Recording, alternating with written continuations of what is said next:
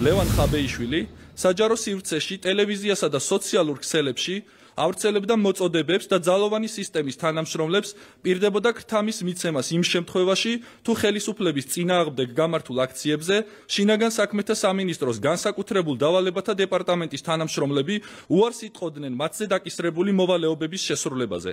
ასევე თუ არ გამოიყენებდნენ მათ ხელთ არსებულ კანონით ნებადართულ სპეციალურ საშუალებებს. ვინც ასეთ ქმედებას განახორციელებდა, ლევან ხაბეიშვილი საჯაროდ პირდებოდა 200,000 აშშ დოლარის გადახდას. გარდა ამისა, ლევან ხაბეიშვილი 200,000 აშშ დოლარის ქრთამის სახით გადახდას საჯაროდ დაპირდა პოლიციის იმ თანამშრომლებსაც, რომლებიც მიაწვდიდნენ სამსახურებრივ საქმიანობასთან დაკავშირებულ სხვადასხვა სახის ინფორმაციასა და საიდუმლო მასალას.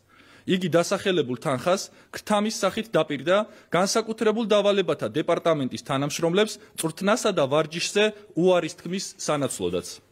ლევან ხაბეიშვილმა ასევე საჯაროდ განაცხადა, რომ პოლიციელებისათვის დაპირებული თანხის გადახდა მიაჩნია მიზანშეწონილად, რადგან ნებისმიერი მეთოდი უნდა იქნას გამოყენებული ხელისუფლების შესაცვლელად.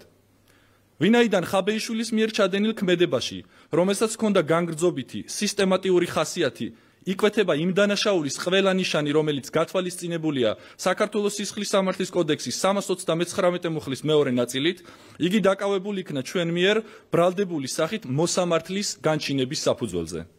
დანაშაული სასჯელის სახით 4-დან 7 წლამდე თავისუფლების აღკვეთას ითვალისწინებს.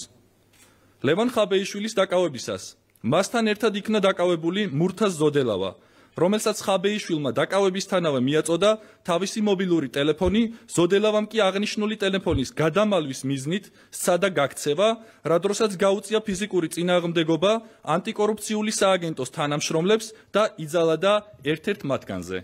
მისი ქმედება სისხლის სამართლის კოდექსის 353 მუხლით კვალიფიცირდება, რაც 2-დან 5 წლამდე თავისუფლების აღკვეთას ითვალისწინებს.